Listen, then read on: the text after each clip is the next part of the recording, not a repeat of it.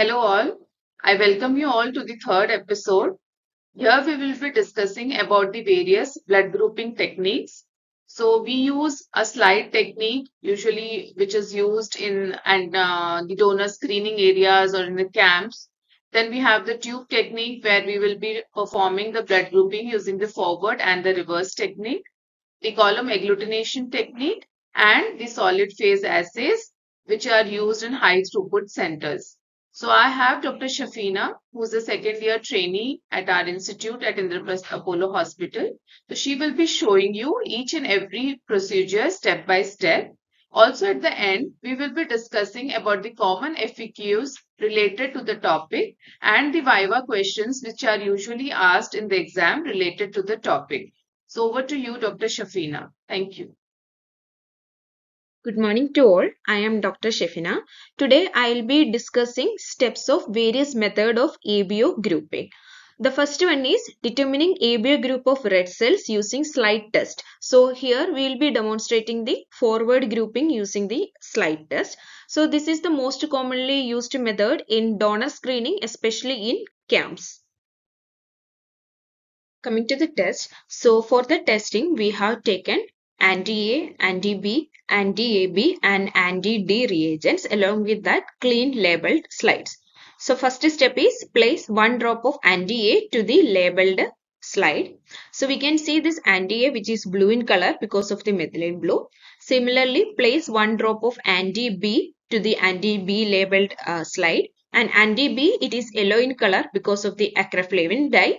Then similarly place anti-AB and in anti-D reagents 1 drops to the slide, and here we can see this anti-AB and anti-D are transparent.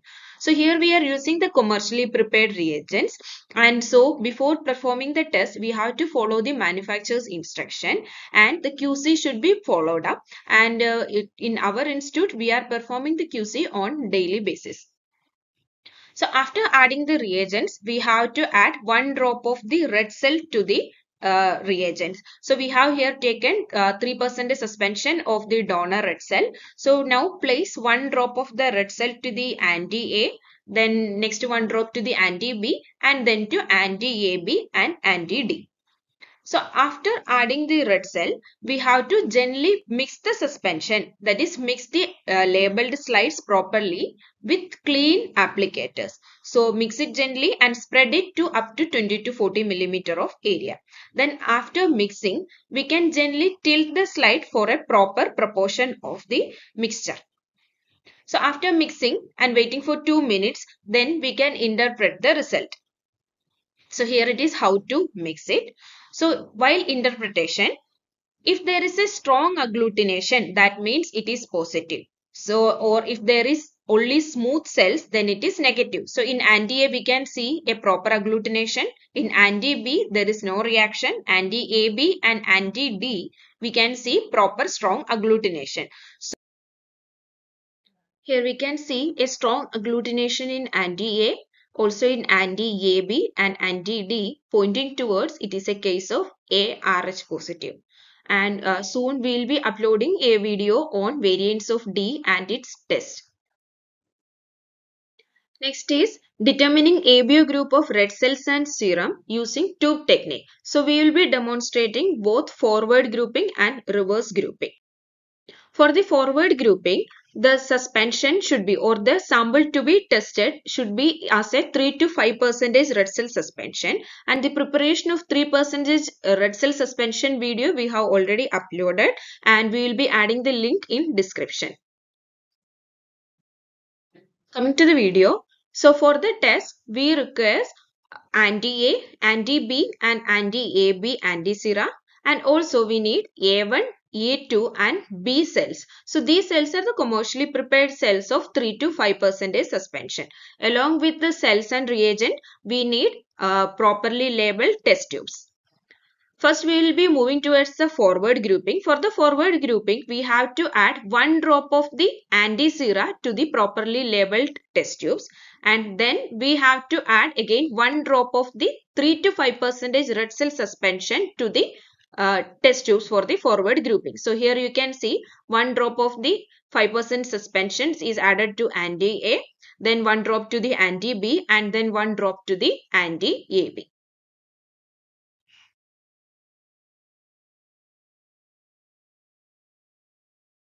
Moving to the reverse grouping of the same sample. So for that, we have to take the serum of the same sample and add 2 drops of the serum to the labeled test tubes of A1 cells, A2 cells, and then to the B cells.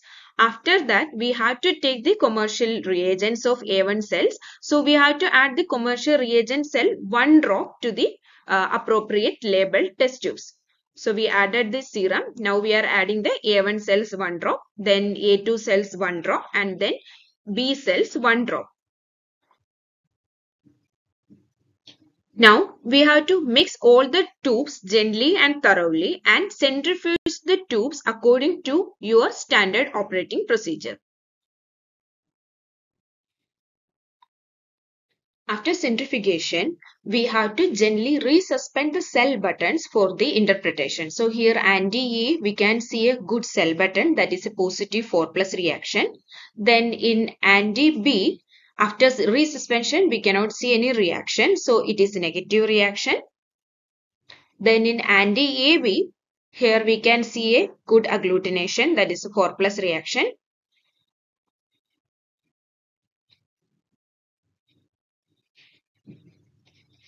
Now coming to the reverse, in A1 cells, we cannot see any reaction, that is 0. Then in A2 cells, also after the resuspension, there is no reaction.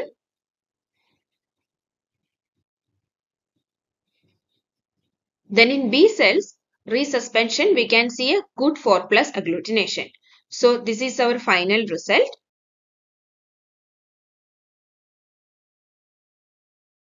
Interpretation of ABO grouping in tube technique. So as you can see, if there is no reaction in anti-A, anti-B, anti-AB with reaction in A1 cell, A2 cell and B cell, it is O group. If there is reaction in anti-A and anti-AB with reaction in B cells, then it is group B. If there is no reaction in anti-A with reaction in anti-B, anti-AB and reaction in A1 cells and A2 cells with no reaction in B cells, that is B group. And if there is reaction in anti-A, anti-B and anti-AB and no reaction in A1 cell, A2 cell and B cell, then it is AB blood group. Grading of agglutination reactions, we have already uploaded the video and I will be adding the link in description, so you can check on it. Coming to the test we have performed, so here we can see a good 4+ agglutination in anti-A, anti-AB and B cells. So that is pointing towards A blood group. So it was a sample of A blood group. We followed ABB technical manual for the tube technique. So in our Indian scenario, we might encounter Bombay blood group. So we advise to use O cells also in the reverse grouping. So here we can see there is no reaction in O cells for the O blood group, A, B and AB group. But if it is a Bombay, we can see there is no reaction in anti-A, anti-B and anti-AB. But there is reaction in A1 cells, A2 cells, B cells and also in O cells, giving us a hint for Bombay. And also, if there is any discrepancy or there is any weak reaction in the grouping, we should always follow all temperature grouping, that is at the room temperature 4 degrees Celsius and 37 degrees Celsius. Next is determining ABO group of red cells and serum using column agglutination technology. So for this test, we require the column agglutination test card or the gel card, as you can see. So this card is with 6 wells and it is for doing both the forward and reverse grouping. For the forward grouping, there is anti-A, anti-B and anti-D and a control is there. And the reverse grouping, there are wells for A1 and B cells. Then we need the commercially prepared A1 and B cells. So these cells are 1% suspension. Then we need diluent list because for the forward grouping we need 5% red cell suspension. So for that we will be preparing the suspension using the list. Moving to the video. So this is the card we are using. So for the forward we have to add 10 microliter of 5% suspension to the corresponding wells, that is to the anti-A, anti-B, anti-D and to the control.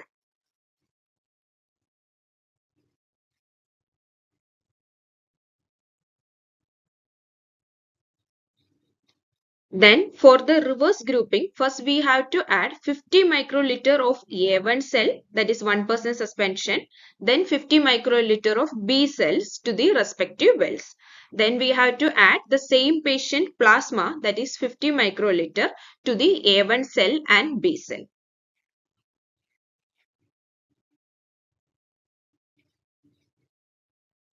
After adding all the cells and reagents, we have to keep the card 10 minutes in room temperature. After incubation under room temperature for 10 minutes, centrifuge the card according to the manufacturer's instructions.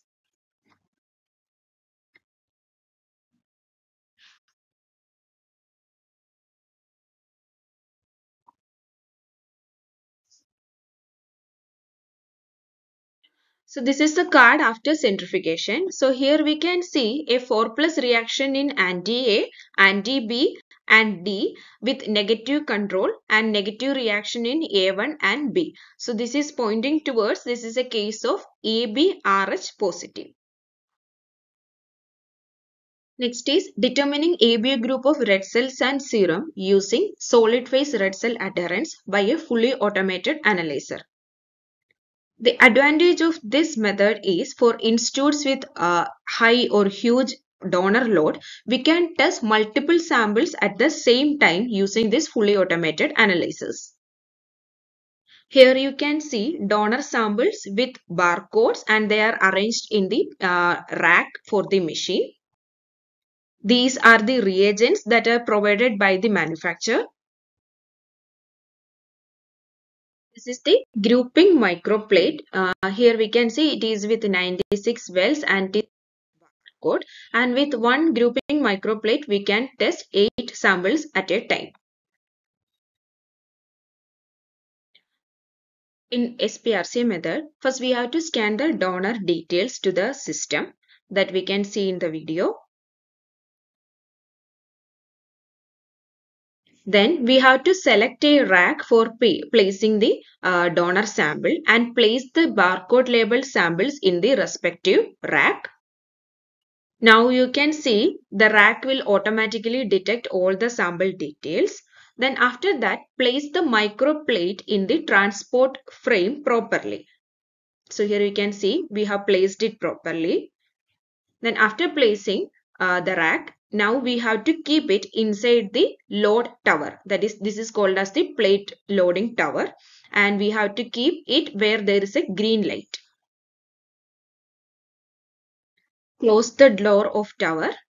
Now the system will automatically detect and scan the details in that plate. Here you can see the system is scanning and taking the details of the plate.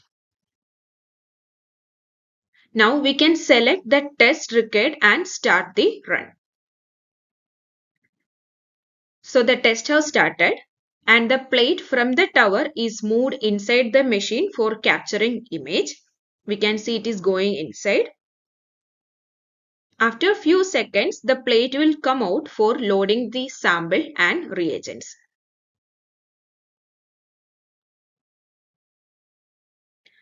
Now, multiple samples are taken from the rack at the same time and it is added at the same time to the plate. So here we can see the first it is adding serum of multiple samples to the respective wells.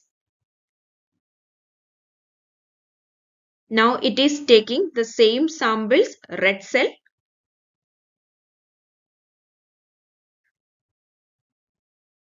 Now the red cells will be washed in separate area.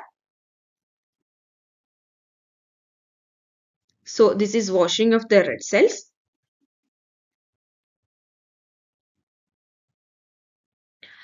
Now it make a suspension of this red cell and the same tip will place this red cell suspension into the respective wells.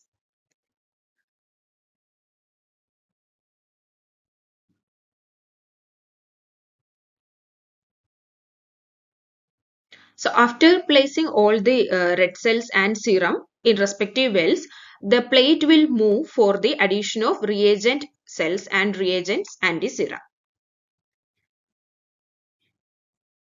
Now we can see another tip, which is washed first and then it will take the reagent. So now we can see it is taking reagent A1 cells and it will add it to the multiple respective slots. Now washing of the tip for taking the next reagent cells.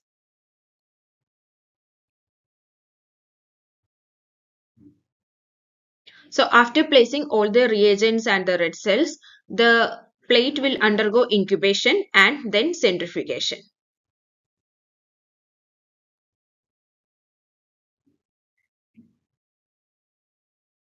As discussed in the previous video, the ABO grouping in solid phase is using the heme agglutination. So coming to the interpretation of the sample we tested, this is one example. Here we can see a strong agglutination, 4 plus agglutination in anti-A, then in anti-EB, then a 3 plus reaction in B cell, and along with that 4 plus reaction in anti-D1 and D2. So this is a case of ARH positive.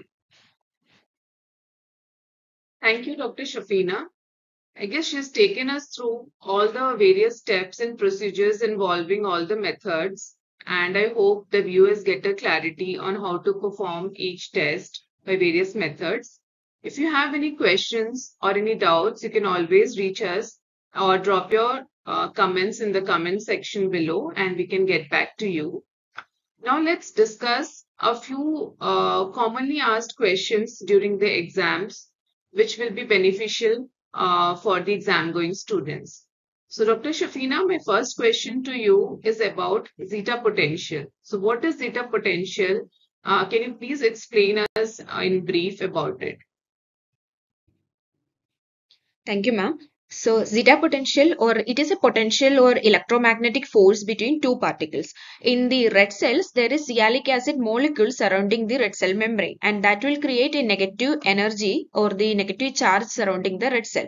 So, for the red cells, it is actually a protective phenomena because the red cells will repel the other red cells and prevent its adherence with the red cells and also prevent the adherence to the vascular endothelium.